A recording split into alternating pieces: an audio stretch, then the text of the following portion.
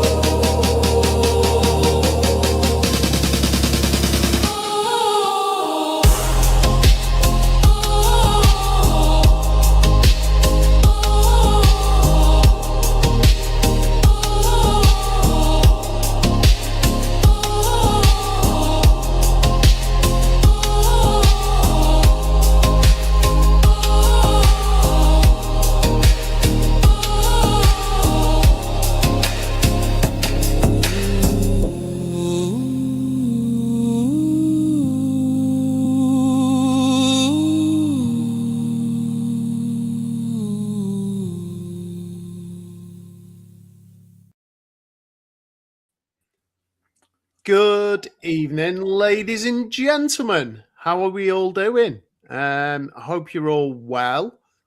We find ourselves back here again, live and in living colour, with another guest speaker announcement.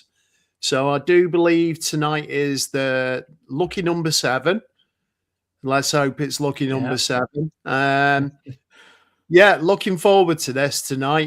Bit of a mystery to who has been announced. So over to you, Mr. Andy. Right, so I'm doing the intro for this person, but there's also a video for this person as well, just to make it a bit more cryptid. Cryptic? Cryptid. Who could it be? Who could it be? So we are excited to welcome back a very familiar face to Festival Unexplained 2026. Not only will this person be hosting this year's festival, but also a returning speaker for the 4th time. A passionate ufologist with a wealth of knowledge and experience, they've become a firm favourite with our audiences, bringing fascinating insights into UFO phenomena, extraterrestrial encounters, and mysteries of our skies. Their talks never fail to captivate, challenge, and leave you questioning what's really out there. We couldn't be more excited to have them back, bigger and better than ever. Please welcome speaker number 7. Do you want to find out who it is? I'm interested. Let's go. Watch this video, 1 minute 36. You'll enjoy it.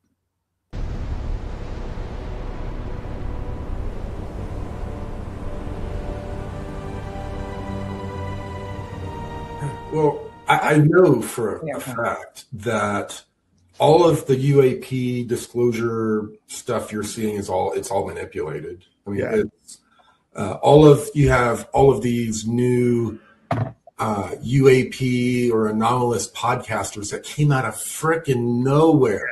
Big time. Now they have all of these contacts. They have the best. They're getting people from the deepest parts of the military coming on their shows. And those people are putting out a certain narrative, and that narrative is being backed up by other people. One of the few times that, but with Ancient Aliens, there was Peter Maxwell Slattery was with me, John Vivanka was with me. We all gave them the exact time where the ships would appear, everything. Yeah. And I didn't know. They asked us all separately, and I didn't know that. And we all gave the same information. And they didn't even have their cameras out. Oh, and man. It happened. It happened. Yeah. And they had the remote viewers. A ship would come over, and I go, "That's a satellite." And they go, "Oh no, and I go, "No, it's a satellite. There's no energy there. There's no consciousness on that." Yeah. The remote. I am guest number 7.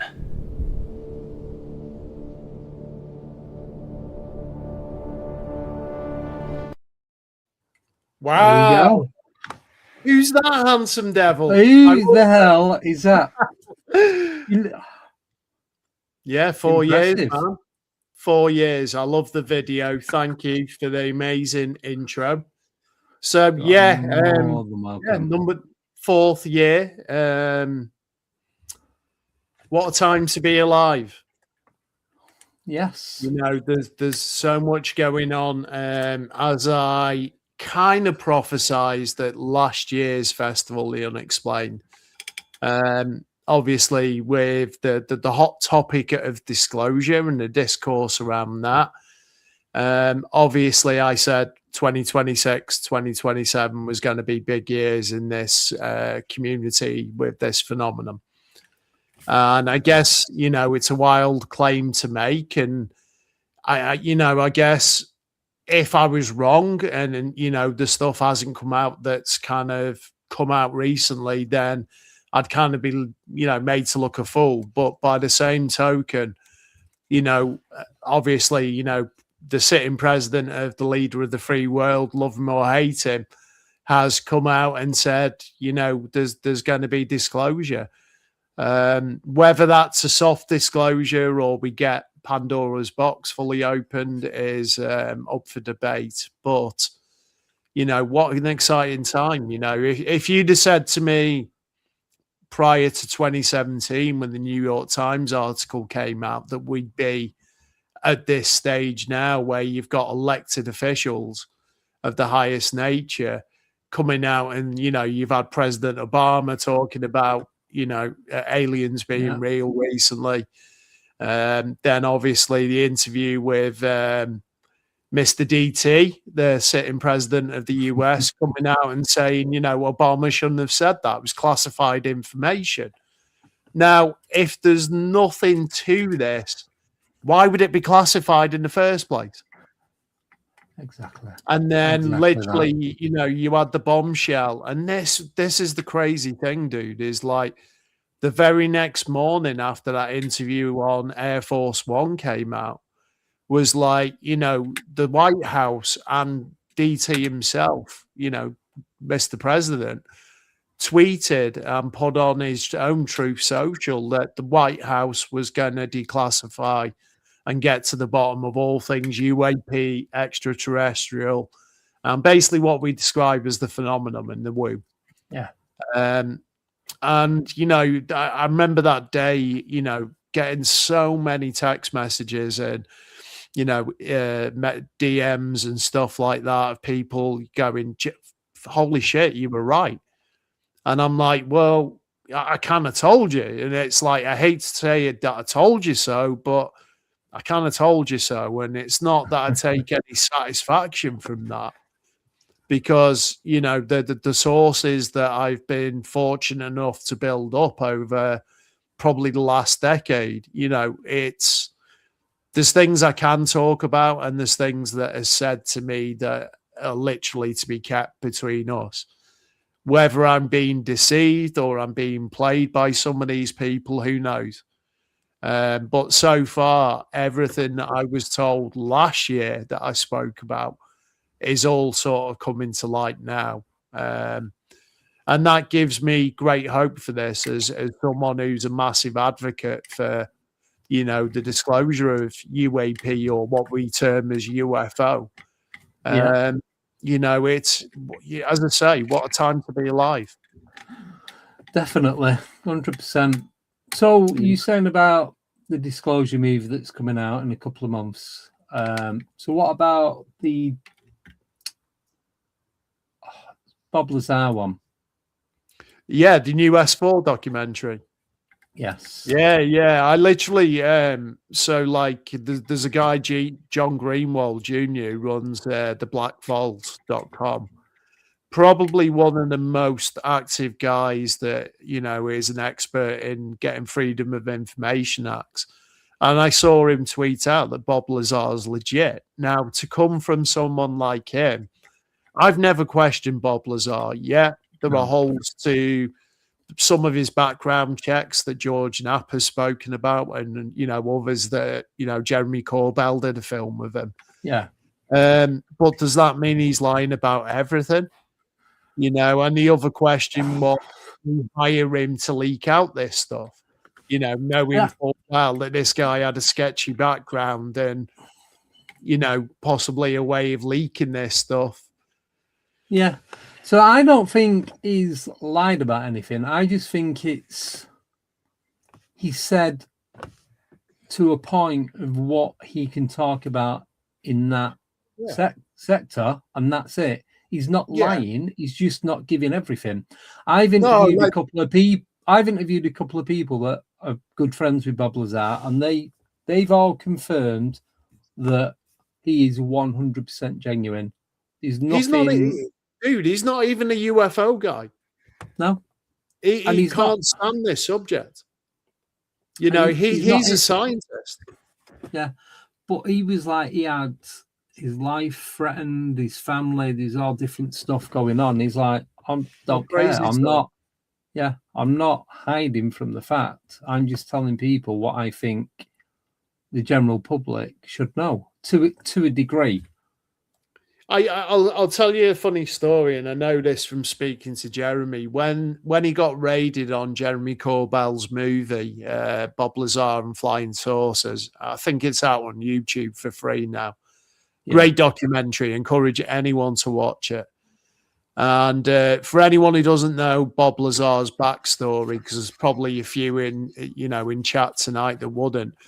I think it was 1989, wasn't it? George Knapp broke the story that there was a scientist working at the, now declassified Area 51. Yeah. That was basically hired to back engineer recovered saucers, as in flying saucers. And Bob explained that the propulsion system in which these craft move is something called element 115. Which wasn't even on the periodic table at the time, I believe. No, it now is. On a Pentium, I think, is the correct name for it. I just know it as that. But yeah, as I say, there was some things where I believe there was some discrepancies with Bob's educational history. There was the thing he got involved with, like a brothel in Las Vegas, and ended up getting a felony in the charge for. And a lot of people have sort of cast aspersions over his story over the years. And you think 1989, we're in 2026, and we're still debating this. So, like I said to you, this is a guy that's not interested in the UFO thing. He doesn't want fame from this, doesn't want any notoriety. He's literally just a science guy, a very nerdy science guy that is incredibly clever. Was that your Ring doorbell going off? Yeah, because it's linked up to my speakers, and my speakers are right in front of me. So I apologize. There'll be someone ordering takeout telling you. But you've got so much going on. Like, I don't know if you've seen the story that, since, the story I alluded to where the White House and Trump came out and tweeted about, disclosure and it happening, is like, you've had 8 scientists go missing that are all connected to the UFO program. Yeah. William McCaslin, General William McCaslin, who was rumored to have been on the airbase when Roswell happened. And he would have been in charge at, I think, Wright-Patterson Air Base. And these are people all tied into this. We'll refer to it as the UFO Legacy Program, which is with their terminology. Obviously, you've had guys like Dave Grush come forward and testify in front of Congress. These guys are testifying under oath. I need to add that. So if any of this is BS, these guys are going to prison, and Congress is pissed because there's no congressional oversight with this. So it's black budget money, which is taxpayers' money. And the best way I can give you an example is, say money goes into pot A, which is like a prosaic, let's say aerospace program, right? Yeah. Then it gets siphoned out of that into pot B, which is what they call an unacknowledged special access program, USAP. Well, so because I was just going to say, because the black budget it used to be something like $200 million a year. Yeah. That was the George Knapp book, Skinwalkers of the Pentagon. He talks about it in that. But then it's the other companies, the main companies that run everything else, every other company in the world. I think there used to be 5. I think there's 3 now. And one of the big ones is BlackRock. And they're the main ones that put the black budget, apparently. Well, this links into the UK, buddy, and we've actually got one of these factories literally a stone's throw away from where I live. So British Aerospace System. I was going to say British Aerospace at Broughton. They've been named, mate, that when stuff is recovered in the UK, it goes off to them. Yeah. Well, I find that really interesting because have you heard of this 5 Eyes initiative? Where it's certain, basically, the initiative. I think it's like America, the UK, Australia, New Zealand, and Canada. I think I may have got that wrong, but they share information. And what we do know is under the umbrella of NATO, anything we recover, let's say, let's go back to 1985 and Rendlesham Forest. Yeah. Let's say if they were able to capture that craft or it come down and it crashed and we were able to recover it, that would have been shipped off to America. And you only need to look at the recent James Fox documentary, Moment of Contact, which was the Virginia, Brazil case where they captured these live beings. Yeah. And it was Americans that came and took over everything. And you're like, well, surely, Brazil would have its own jurisdiction, its own military. But what you're dealing with is a very compartmentalized military, which, believe it or not, former President Eisenhower, Dwight Eisenhower, spoke about this when he warned of the military-industrial complex. And that links into what you're saying with the companies like Raytheon, even Boeing, BlackRock, and the most famous, Lockheed Martin, Skunk Works. Yeah. The Skunk Works is their exotic technologies department. And, there was a guy that was alive called Ben Rich, who famously said, before he passed, we now have the technology to take ET home. Yeah. Now, read into that what you will. Well, speak to Jim Goodall, because he worked at Skunk Works. And I've interviewed him a fair few times, and he was one of the people that confirmed about Bob Lazar being 100% legit. But he said the technology that they had that they weren't allowed to talk about that is coming to light now. They've been using that for like 50, 60 years. Yeah, at least. There's an aviation historian, great guy called Michael Schratt. I discovered him probably 12 years ago. And he said, and he said this a couple of times, what we see flying in the skies now in our inventory, F-18s, the Typhoons, and whatever else, super sophisticated fighter jets that defend our countries. I can't undersell that. If there's a nuclear strike, these are the things that are going to be defending us. Yeah. And he said, we're 100 years ahead of the stuff that, like, he literally said, the stuff we're seeing in the sky now is so prehistoric compared to the technology that they have. Yeah. And you would only surmise that, where we gain that insight to come up with these, cloaking technology and, some of the stuff you're seeing being played out now in the public domain, where there was a guy on Joe Rogan recently, and they've literally got this, it's like a thermal night vision camera. So now, say like you're after an assailant, the assailant moved behind one of them steel shipping containers, and they could still see the figure the other side of the container. Yes. How nuts is that? It's like X-ray, isn't it? This is like stuff we were seeing on. Yeah, we were seeing this like Star Wars, Star Trek, Doctor Who. Have you noticed as well? I know it's a kids' movie, but Flight of the Navigator. Oh yeah, everyone is keep going back referencing parts of that movie because of how relevant it is to you can go everything back that's going on. You can go back further than that, man, and look at, Steven Spielberg's Close Encounters of the Third Kind. Yeah. And that's supposed to be based on Eisenhower's meeting where this huge ship came down. I think it was at Wright Pat. Or was it Wright Pat or Holman Air Force Base? No, it was Wright Patterson. Yeah, and because that was the one. Because that's when he met up with Gleason. Yes, Jackie Gleason. Yeah, he made the phone calls like, "I've something to show you. Don't tell anyone." And as soon as Gleason got home, he told his missus, as you do. You would though. Could you keep a secret like that? I couldn't. That'd be difficult. Yeah, it's bad enough to knowing some of what I know now. Yeah, because I've spoke to him a few times. Paul Blake Smith, he's wrote the books on Nixon Gleason. Well, Jackie Gleason famously, and I think he got sold. Well, they used to play golf together, didn't he? Because he was just a stand-up comedian. Yeah, he was, yeah. But I think he got so enamored by the UFO subject, he actually had a house constructed like a flying saucer. Yeah.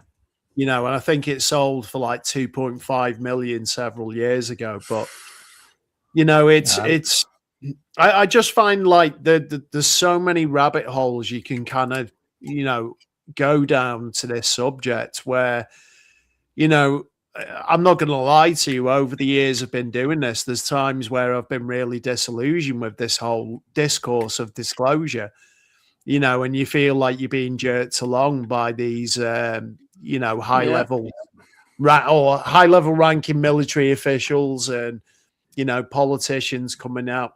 But I think we are genuinely probably the closest we've ever been to getting official confirmation of we're not alone and we never have been alone.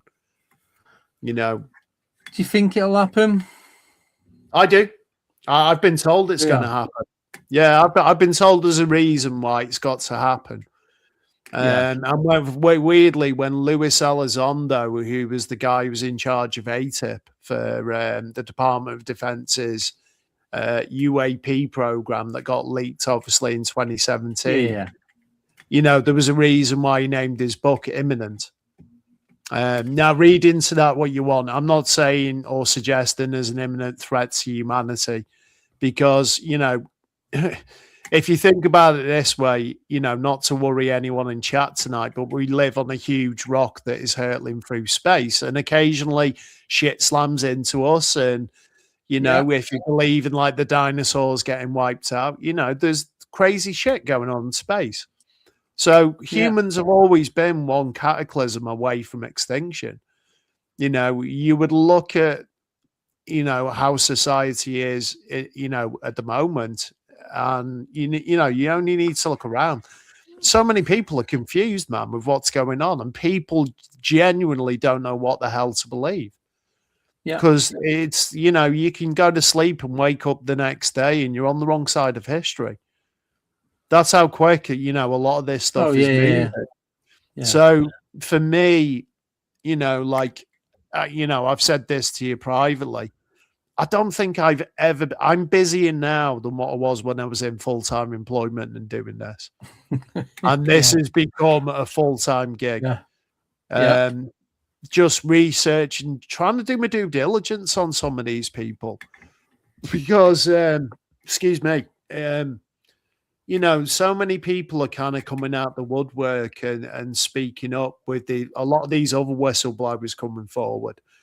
And obviously, you had this new provision brought into law, into legislation, this Whistleblower Protection Act, which is how people like Dave Grush were able to come forward, because he actually filed a DOPSA request against the Inspector General of the Department of Defense. So, and when he came out with his claims that, he'd seen the evidence that, I think the term that was used and the new sort of nomenclature term is NHI, non-human intelligence. Yeah. And that seems to be the new buzzword, doesn't it? And, when he came forward and he spoke about this, because, Dave Grush was actually head of the UAP task force for the government. So he was a government employee. Plus, he'd served in Afghanistan. He'd done several tours. Yeah. And you know what they did? His own government came out and bought up and leaked his medical records that he had PTSD and he had, I think it was either autism or Asperger's. Yeah. To try and discredit him. Throw a spanner in the works. Yeah. And this is a guy who's been on the front line and fought defending his own country. And then his own country is turning tide on him to try and discredit him because, like the Bob Lazar thing, if you can make these people out to be a liar, then it must mean the whole thing's a fabrication. And sadly, that's how a lot of people's mentality work. Oh, yeah. Is they'll switch off and they won't do any further research into these people. And does one lie mean the whole thing is complete BS? I don't think so. No. I think there's, I also think. Go on. No, I was just going to say, I do think there's disinformation put out there. Yeah. But, and like I touched on earlier, and this is what takes up so much of my time, is checking out if these people are legit, cross-referencing things that other people have said. And, it's like, yourself, mate, with doing the podcasts and, myself, I do a lot now. And it's like, I can watch 90% of these documentaries or a podcast and listen to what someone's saying, but the devil's always in the detail. It's always that little 5% bracket that you can tie in with what someone else has said. And you're like, okay, so there might be something to that. And then you dig into that. And that's generally how my thought process works when it comes to this. Yeah. That's well, I was going to say there's a lot of distractions, whether they're set up to be distractions or it's just coincidental, it's just happening at the same time.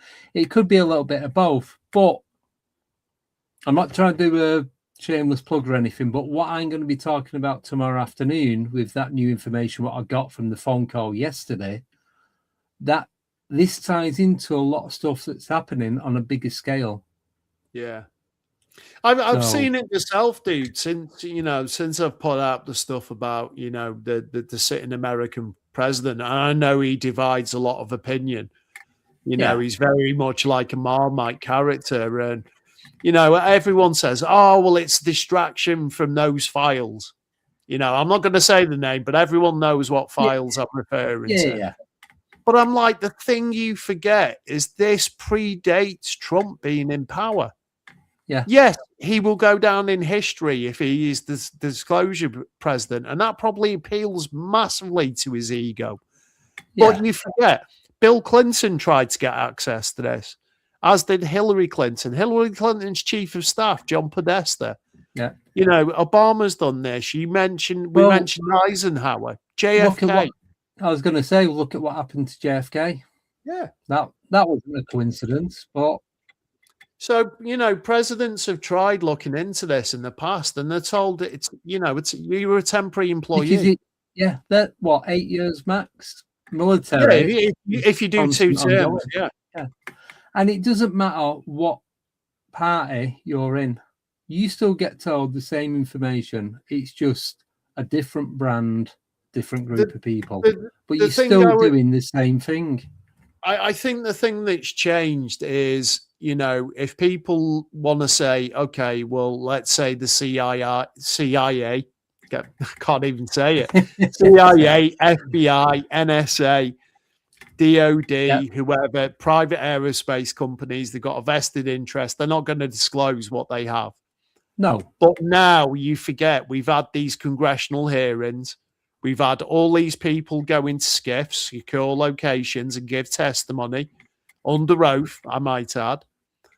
And a lot of that hasn't been aired to the public because a lot of that is still classified information because of the operating systems and the cameras that are used. But what I will say is that this has been going on for the longest time. And if people go, well, what's changed? Previous presidents have tried looking into this and been told it's on a need-to-know basis, and you don't have a need to know. I am told we now have enough tangible footage that Congress has. Yeah. Okay, through these classified briefings and the public briefings. Yeah. Obviously, you're seeing a small speck of that.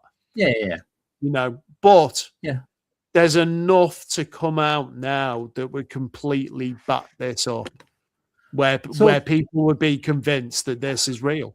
Yeah, but this is my question. I was going to save it for my own, but I'm going to put it on air as well. Why are we waiting for America to do the disclosure? What's wrong with the UK, France, Italy, Australia, New Zealand, Africa, Canada? NATO. So in the Western world, and you've got to look at it this way: America, whether you love them or hate them, is the leader of the free world. Yeah. Okay. Like, we only know the English-speaking countries. So what? Like Australia, America, Canada, Australia, New Zealand. You know, that speak the Queen's language. We only know of those countries through what we understand. Yeah. But what I'll tell you is Russia's deeply invested in this, as is China. Oh, yeah. Yeah. Even Korea. North Korea. Yeah, oh yeah. If you believe about this, Ross Coulthard alludes to it, that there was a craft that had crashed, and it was so big they couldn't move built a wall, it. They had built to a wall around it. Build it. Isn't it 2 miles? Yeah, it's huge. Yeah, they had to build a wall around it and cover it up. You can see it on Google Maps. So, there's so much out there, dude, that, like, I would say now you don't need the cooperation of all these other agencies. They've got enough. Yeah. And some of the footage, obviously it is classified, and it's not classified for the reasons people believe it is like evil government. It's classified because you don't want to give away to your adversaries, i.e. Russia and China, maybe Iran at the moment, that, when these things are captured, let's say electronically from a fighter jet, obviously the equipment that exists in that fighter jet is top secret. Exactly. And so are the sensor systems. So are a lot of the military satellites that are orbiting space, that protect our country. So when you say, why is the UK not doing anything on this? Because it falls under that umbrella of NATO. Yeah. And, obviously there's things going on at the moment. Yeah. But I mean, like, DT's saying what he said, but KS isn't saying anything. He's just, do you know what I mean? It's like he's not had like virtually no input in it. But just going slightly off topic. Well, it's not off topic, but changing it a little bit. Well, I know of a person that worked at a particular airport in the UK, in the north of England. Yeah. And the room that they worked in the corner of it, there was stacks and stacks and stacks of papers and folders, and it was all UFO, UAP reports from mainly airport staff, including pilots, aircrew, engineers. I can well believe it, yeah. And it's just that, and there was nobody there to go through it, because who and where would they send it to? Well, port them down, maybe. There's rumored that there was a secret facility there for many years. I've been down there. I've been in the grounds. Well, it was like half an hour, but just to give you a little bit of insight into the British side of things, is like, before his timely death, Prince Philip, Liz's husband. He was deeply interested in this, and he seemed to know a hell of a lot about this. You've got Lord Hill Norton, very, very famously guy that was very high up, and he's come forward and said, listen, MOD is deeply interested in this, because the thing we do as humans, man, is like, if you think about this technology that we're capturing, we know how reckless we are with nuclear weapons as it is, with the threat of what's going on currently between Russia, Iran, China, and North Korea.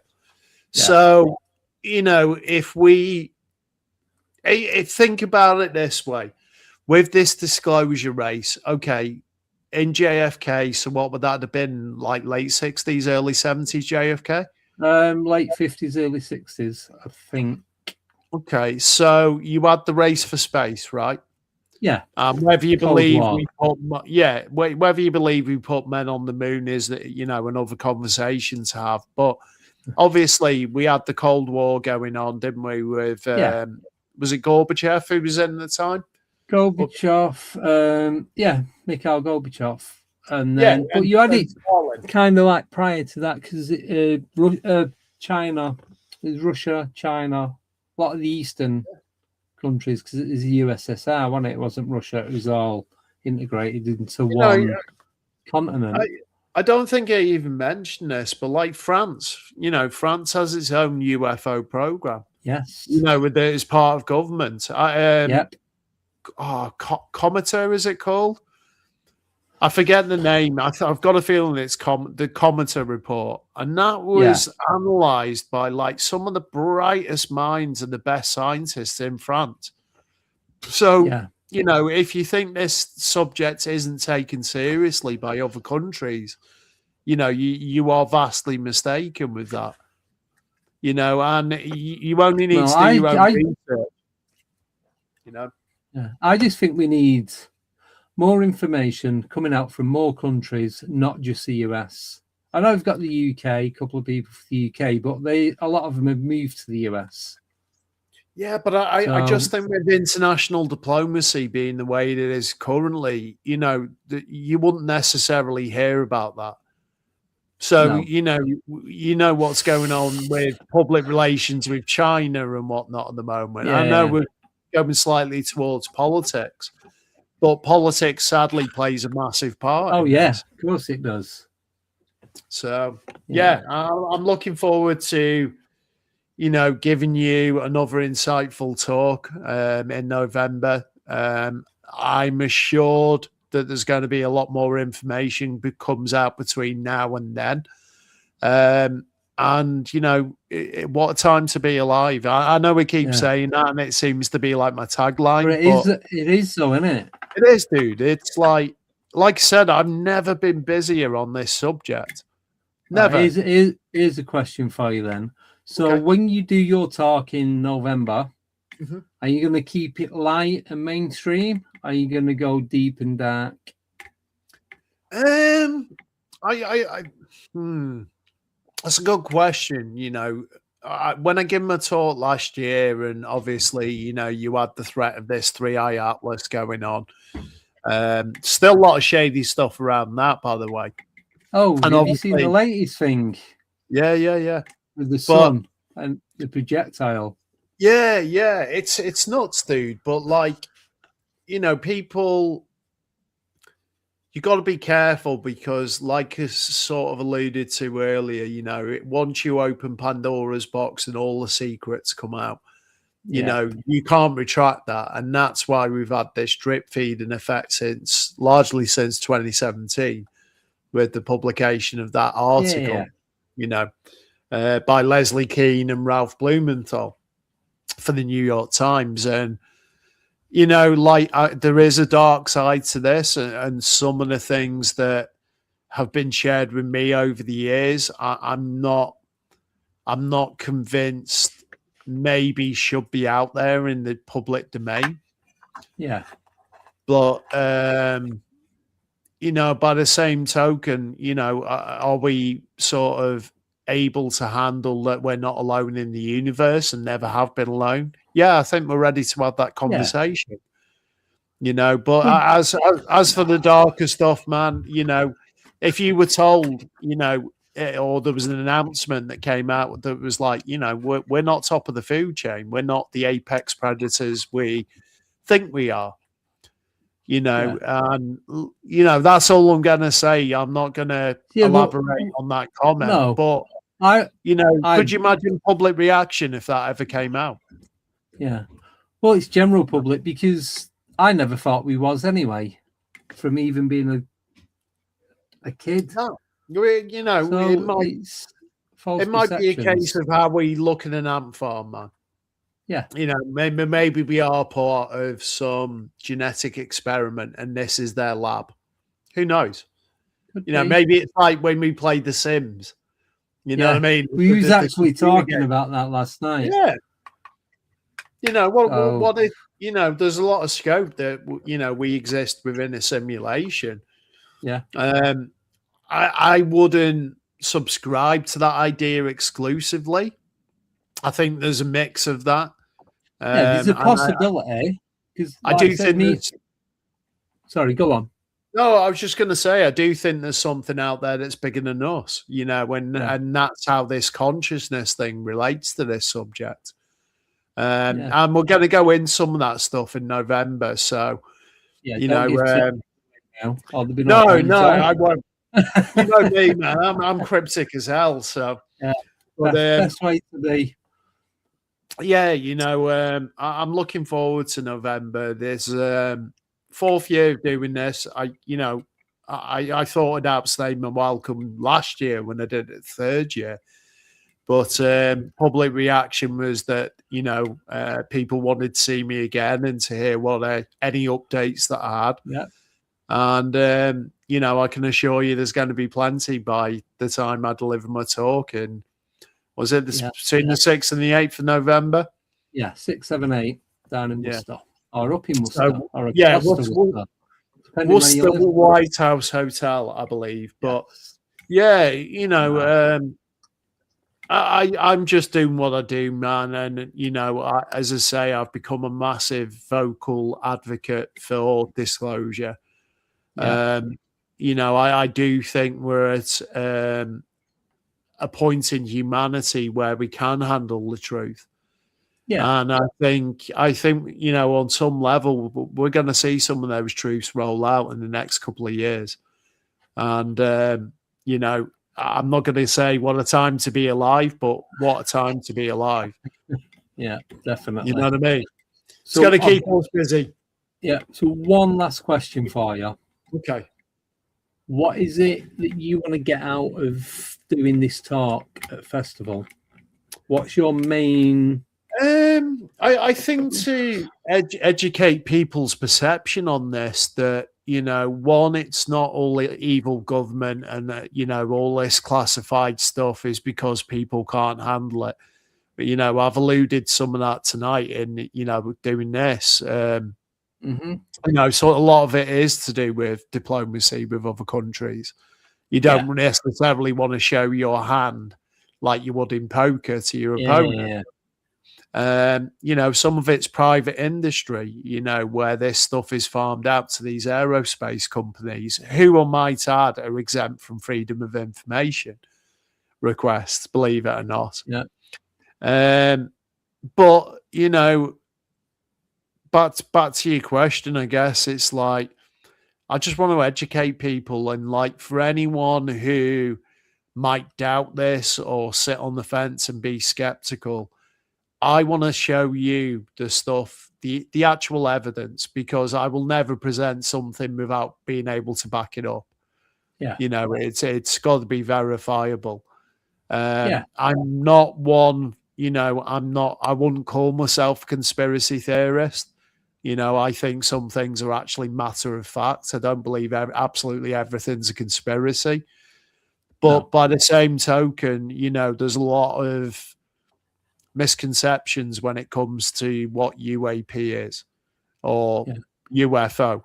And the reason, as I said, that it is UAP now, and it's had several different meanings, from unidentified aerial phenomenon to now being unidentified anomalous phenomenon, because some of these things are seen in our oceans underwater by submarines. We touched on that on your other podcast.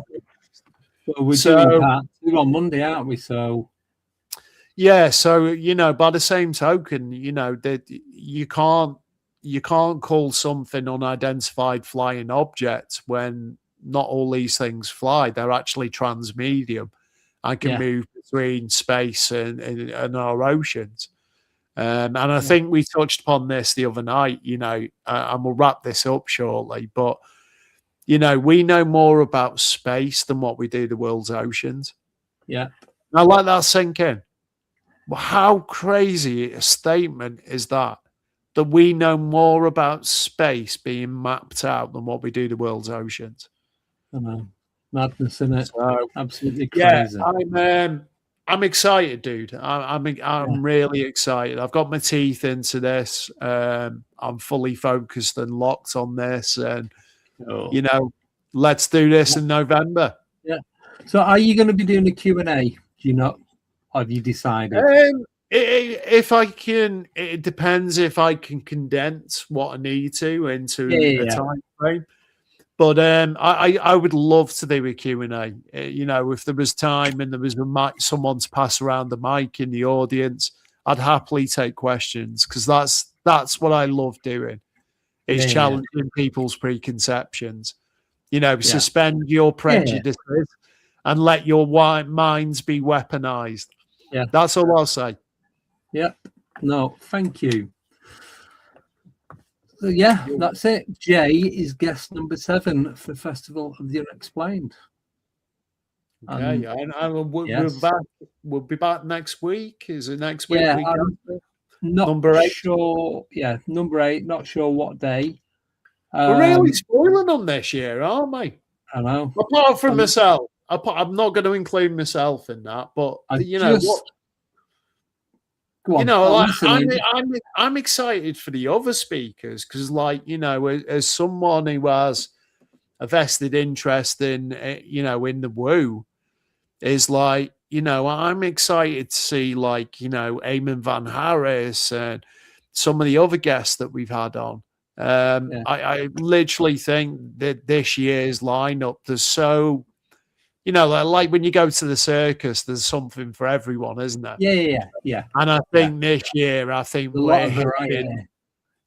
hitting every demographic with the Unexplained. So, this isn't me with my sales hat on, so to speak. This is me as a fan of this subject.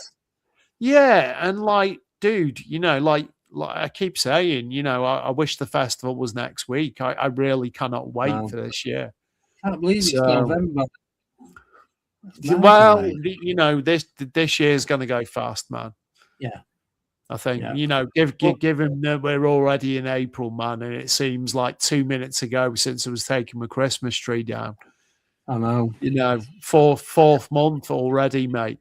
Into 12. So what is it? 9 months, 8 months left till November? 7. 7. That's crazy, isn't it? 7 months. I know. Oh man, I've got to deal with all that crap Christmas music and all the shops again from August. Jeez. I'm going to shut down from all that. So we've got two more guest announcements from what I can see and the information in front of me.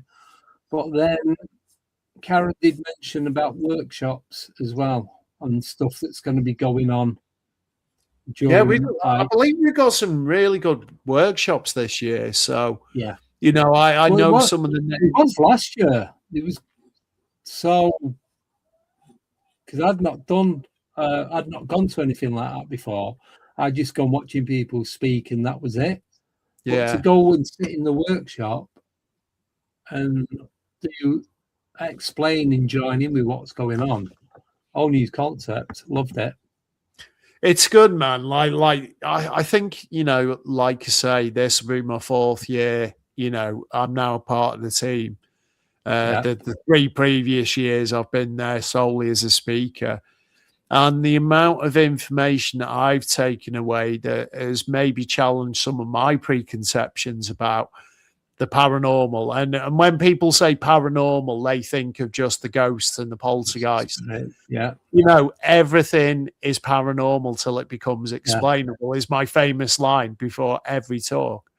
And it's so true, because on some level, and I don't maybe we won't ever find the connections between all this phenomenon, but there has to be something that links A to B and B to C and C to D, because there's too many crossovers in what different research is seem to do. Things that correlate. Yeah, you know my theory on that. I think it's frequency. I don't know what the frequency is, whether it's different ones that just blend into one ultimate one. Couldn't tell you, but I just strongly believe it's something to do with frequency. Yeah, and that that is it. What's that famous REM song? What's the frequency, Kenneth? Banging track. Yeah. But on that note, thank you. I'm so grateful for everyone who's taken the time out of their evenings to tune in and listen to me waffle, mostly incoherently. But yeah, I'm excited to see all of you and meet some new faces, and I believe I'll be on hand welcoming people to the event as one of the co-hosts this year.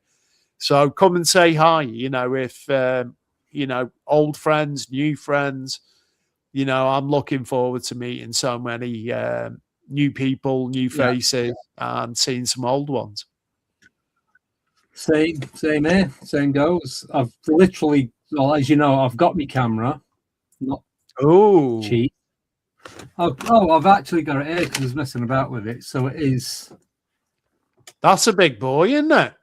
It's a Canon EOS. I'm talking about your camera, you filthy. I know.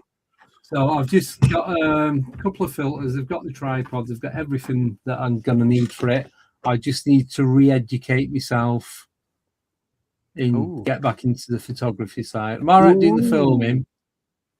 It's the other side. Do you know what, dude? I'm looking forward to having you on board this year. It's going to be epic. The team that Karen's put together, from Russ, Alistair, Catherine, Mandy, yourself. I literally think, it's just going to be epic. It's going to be epic because, like I say, to make a great tasting cake, you need a lot of ingredients. And I think we've got that this year. You need the right ingredients. Absolutely. 100%. I'm just the cherry on top. And I'm going to be bringing this fella with me as well. He's coming on tour this year. Oh, jeez. Did you get your new liquid to keep him in? Yeah. So he's in 99.9% alcohol and mixed with about a tenth of water. Don't you be getting a straw in that bad boy? Well, all the stuff that was growing on it, I cleaned it off. I've put it in this, and he's gone back to the original colour that he was when I first acquired it. I did tell you this. Yeah. He was looking a little bit funky the other day, man. So now I'm led to believe that whatever this is organic, just because of the reaction that it's had to what was when it was in water to what it's now in alcohol. The colours have come back and all the fungus and that has gone off it, and there's something going on in there. What it is, I don't know. I don't think I want to know. I'm not sure. I want to know, to be honest. But, I know you personally as well, so I really don't want to know what's in that jar. No. I've held it twice, and it's just... Yeah, Pandora's box, man. Yeah, Pandora's jar. Right, we're waffling, dude. Let's wrap this up. Let's wrap it up. And thank you to everyone who's tuned in tonight. Absolutely grateful for all the love and support that's out there. And as always, like, share, and comment. Please, please, please. I can't emphasize that enough. Share the videos, share the YouTube, because we're now on YouTube, I believe. Yeah, YouTube and Facebook. And Facebook. So, get supporting us. Keep an eye out in the socials for further announcements. And we will see you very, very soon. Next week. Good night. Enjoy your Easter. Don't have too many eggs. Happy Easter to everyone who's tuned in. Yep, and that's it. So thank you, Jay. Thank you, Karen, everyone in the chat. Lynn, Bob, David. Can't see anyone else. Sorry if I've missed you. Yeah, so tune in next week when you find out who guest number 8 is. So, see you then. Ta-ra.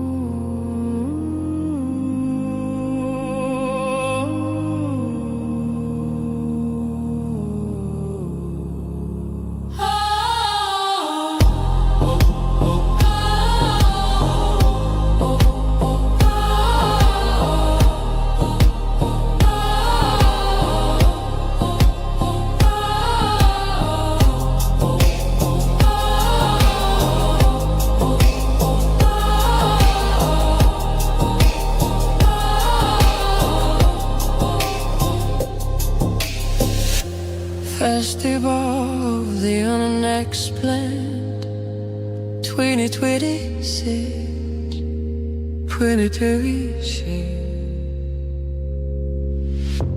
Never saw you were dinner for a week, for